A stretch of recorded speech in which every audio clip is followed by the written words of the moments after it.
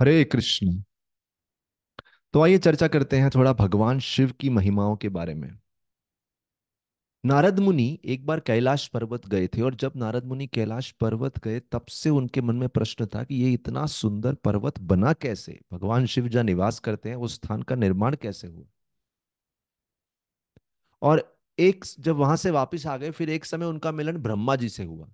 तो ब्रह्मा जी से हुआ तो नारद मुनि सोचने लगे, हाँ ये ब्रह्मा जी से ये प्रश्न पूछना चाहिए, काफी समय से मेरे मन में ये प्रश्न है, आज ब्रह्मा जी से पूछ लेते हैं।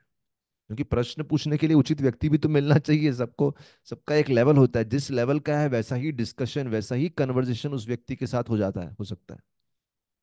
ब्रह्मा जी बोले, हाँ आपको मैं एक समय की बात बताता हूँ। काम्पिल्य नगर एक स्थान था, जहां पे एक ब्राह्मण रहता था जिनका नाम था यज्ञदत्त, और उनकी पत्नी और उनके साथ उनका बेटा था गुणनिधि। अभी ये जो पिता थे बहुत अच्छे पुरोहित थे, पुजारी थे, बहुत अच्छी सेवा करते थे मंदिर इत्यादि में, और बहुत ही अच्छे से यज्ञ इत्यादि करते थे, बहुत ही पवित्रता से करते थे। पिता इतने महान, लेकिन पुत्र का जो स्वभाव था वो थोड़ा दूषित था, वो उचित नहीं था, वो बड़े काफी सारे गलत कार्यों में लग गया था। उसे कोई इंटरेस्ट नहीं था ये विधि विधान में, यज्ञ में बिल्कुल रुचि नहीं थी, और उसकी कारण पापमय जीवन, जुआ इत्यादि खेलना, उसमें बहुत रुचि थी। और देखिए कभी कभी अत्यधिक प्रेम भारी पड़ जाता है। माँ का बेटे के प्रति प्रेम था, बेटा इतना जुआ खेलता, घर की सारी संपत्ति धीरे धीरे लुटा रहा था, लेकिन माँ उसको छुपाती गई उस बात को, और कभी पिता को नहीं बताया, ये सोच के कि बेटे को बहुत डांट फटकार लगेगी, तो माँ ने कभी बताया नहीं। और माँ का प्रोटेक्शन मिलता गया, उससे बेटे की हिम्मत और बढ़ती, उसका कॉन्फिडेंस बढ़ता गया, और धीरे धीरे उसने घर की सारी संपत्ति लुटा डाली, जितनी कीमती चीजें थी सब लुटा डाली। एक दिन पिताजी कहीं यज्ञ करने गए, उन्होंने एक व्यक्ति के हाथ में एक अंगूठी देखी, उन्होंने बोला, अरे ये तो अंगूठी मेरी है, तुम्हारे पास कहां से आई। और वो जिसके हाथ में अंगूठी देखी वो गांव का जाना माना जुआरी था, अनेक जुआ इत्यादि खेलना, गुंडागर्दी करना, उसमें उसका काफी काम रहता था। तो उसने बताया, अरे आपके बेटे ने दिया है, मुझसे क्या पूछ रहे हो, आपका बेटा तो बहुत कुछ खो बैठा है, उसमें से एक अंगूठी ये भी है। पिता को सुन के बड़ा धक्का लगा, घर गए सीधा, पत्नी से पूछा, मालूम चला पत्नी को सब मालूम था, और धक्का लगा। मानो पिता की तो सारी रुचि ही खत्म हो गई इस जगत में, कुछ काम करने की, रहने की, परिवार में कोई दिलचस्पी लेने की, सब इंटरेस्ट खत्म हो गया। और पिता सब छोड़ के चले गए वैराग्य के मार्ग पे। होता है इस जगत में, आप भोग करो भोग करो भोग करो सोच के कि ये जगत सुख देगा, लेकिन जब जगत सुख नहीं देता, एक दिन आपके मन में वैराग्य आ जाता है। विशेष रूप से जब आपके सगे संबंधी जिनके लिए आप बहुत कुछ कर रहे हैं वही धोखा दे दें, तो बहुत दुख लगता है। और पिता के जाने के बाद मानो बेटे को अंदर जागृति आई। इतने समय से उसके अंदर कोई जागृति नहीं थी, कोई शर्म नहीं थी, पिता की जाते ही मानो एक धक्का लगा। सबसे पहले धक्का तो क्या लगा, देखिए कभी कभी हमारे वरिष्ठों को अपने जीवन में हम एक बाधा मानते हैं, लेकिन जिस दिन वो नहीं रहते तब समझता है कि उनकी वजह से हम कितने सुरक्षित थे।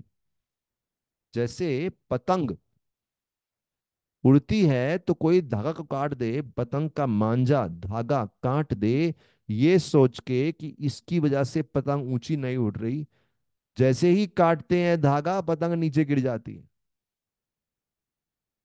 पिता चले गए, पहले तो सारा फाइनेंशियल सपोर्ट खत्म हो गया, कोई सपोर्ट ही नहीं था घर पे, घर को कौन संभालेगा, बेटे ने तो कभी जिम्मेदारी ली नहीं।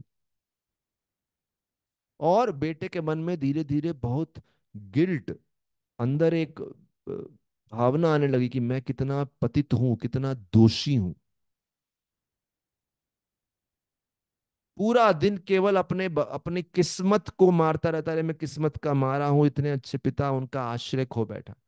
और वो भी घर से भटक के इधर उधर भटकने लगा, बहुत दिनों तक भटकते रहा। अनेक पीड़ा, भूख, प्यास, कहीं यातनाओं को भुगतता हुआ एक दिन इतना कमजोर हो गया, गिरा पड़ा था, चलने की भी इच्छा हिम्मत नहीं थी।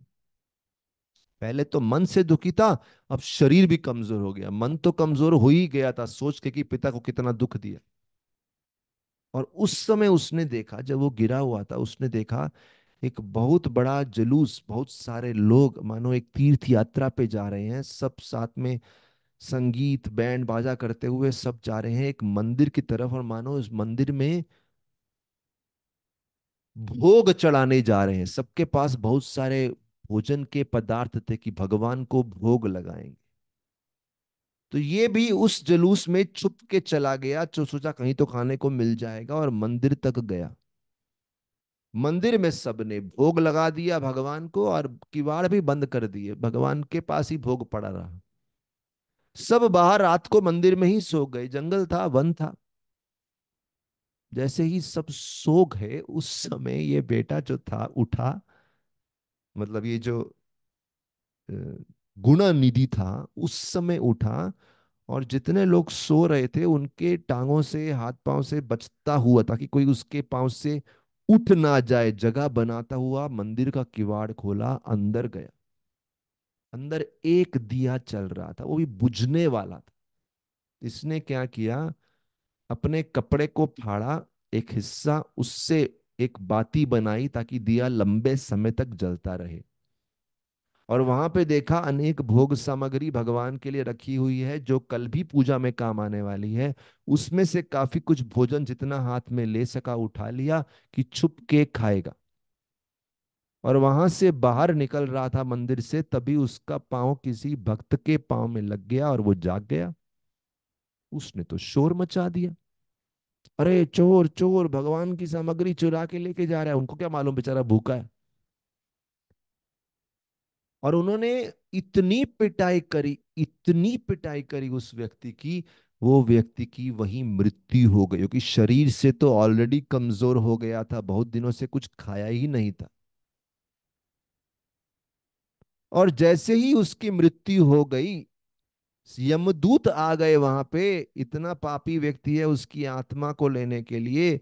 लेकिन जब यमदूत आ गए, उसी समय भगवान शिव के शिवगण, शिव के मैसेंजर, शिव के सिपाही भी वहां आ गए। बोले इस पे अधिकार हमारा है, तुम्हारा नहीं है, क्योंकि इसने शिवरात्रि के दिन भगवान शिव के मंदिर में दिया जलाया, चाहे अनजाने में ही जलाया। और दूसरा, भक्तों के साथ उस जुलूस में, उस उत्सव में भाग लिया। और इसलिए अब ये यमदूतों के उससे छुटकारा पा लिया, इसके ऊपर भगवान शिव की विशेष कृपा हो गई। भगवान शिव के अनुयायी बोले अब से ये हमारा हो गया और इसका भविष्य हम तय करेंगे। और फिर उस व्यक्ति को जन्म दिया कलिंग देश के राजा के रूप में, अगले जन्म में। और वो व्यक्ति शिव जी का इतना अच्छा भक्त बना, इतना अच्छा भक्त बना। तो देखिए, यम यम वापी स्मरण भावम, जैसी भावना आप एक जीवन में रखेंगे, वैसा ही जीवन आपको अगले जन्म में प्राप्त होगा। बहुत जरूरी है ये बात को ध्यान रखना, और अपने विचारों को उसी हिसाब से कल्टीवेट करना। और वो अ, अगले जन्म में जब राजा के यहाँ जन्म हुआ, एक्चुअली जो कलिंग के राजा थे उनके पुत्र के रूप में जन्म हुआ। और उन्होंने खूब, पिता का नाम था अरिंदम, और पुत्र का नाम जो जन्म हुआ इनका दम। और उस रूप में इन्होंने शिव भक्ति का खूब प्रचार किया, कहीं सारे शिव मंदिर बनवाए, उनको रेनोवेट करवाया। और मंदिर में भक्ति की जो सेवा स्टैंडर्ड था उसको बढ़ा दिया, खूब सेवा करी। और शिव जी का महान भक्त बन गया।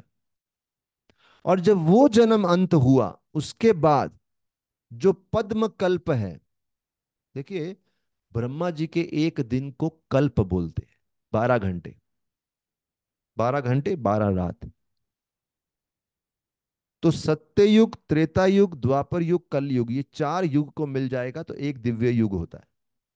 कलयुग 4,32,000, द्वापर युग 8,64,64,000 सालों का होता है।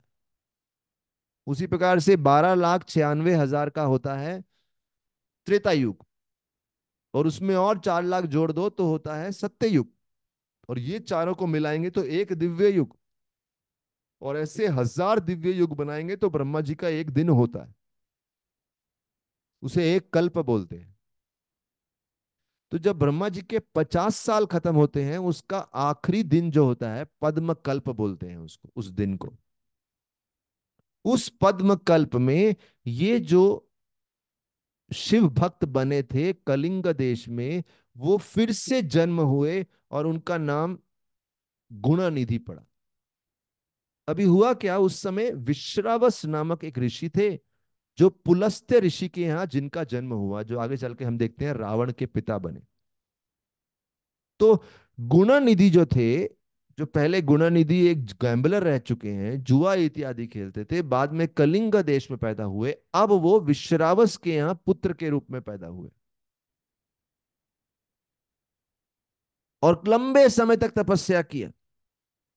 और फाइनली भगवान शिव माता पार्वती के साथ उस पुत्र गुणनिधि के सामने प्रकट हो गए और बोले, हम आपकी तपस्या से बहुत प्रसन्न हैं, मांगो क्या मांगते हो। उन्होंने बोला, मुझे केवल एक चीज चाहिए, मुझे हमेशा शिव जी के पास रहना है। और उसको डर था पार्वती को गुस्सा आएगा, क्योंकि शिव जी के पास तो केवल पार्वती रहती है।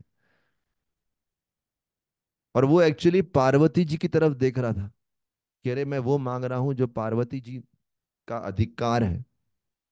और पार्वती को ऐसा लगा शायद वो मुझसे थोड़ा जेलसी कर रहा है, एंग्री, गुस्से से देख रहा है। पार्वती जी ने उनको नाम दे दिया, गुणानिधि को, जो विश्रावस के पुत्र थे उनको नाम दिया कुबेर। कुबेर मतलब जो गुस्से से देख रहा था कि मैं साथ में रहती हूँ शिव जी के, इसको साथ भी रहना है हमेशा, इसको भी शिव का सानिध्य चाहिए। जैसे हम जानते हैं भगवान नारायण अनंत शेष पे विश्राम करते हैं, लक्ष्मी जी उनके साथ रहती हैं लेकिन अनंत शेष भी रहते हैं। रामचंद्र के सीता भी रहती हैं लेकिन लक्ष्मण भी रहते हैं। ऐसे ही यहाँ पे उनकी इच्छा थी हम शिव जी के साथ रहें।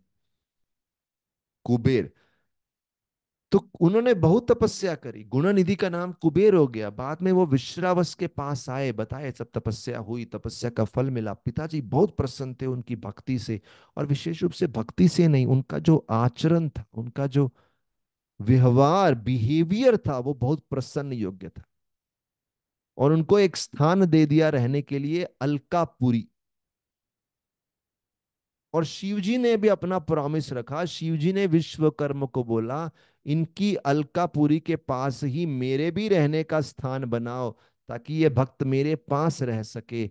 और उस स्थान का नाम हो गया कैलाश पर्वत। तो ये जो कहानी कांपिल्य नगर में गुणानिधि से शुरू हुई, और बाद में कलिंग के राजा के पुत्र के रूप में जन्म हुआ, और बाद में विश्रावस के पुत्र के रूप में जन्म हुआ, वो कुबेर आगे चल के हम जानते हैं देवताओं के ट्रेजरर, खजांची बने। सो इस प्रकार से कैलाश पर्वत, कैलाश स्थान का निर्माण हुआ, भगवान शिव के रहने का स्थान, अपने भक्त की भक्ति से प्रसन्न होके। उसी कैलाश में एक दूसरी सुंदर कथा आती है। वो कथा इस प्रकार से है कि एक बार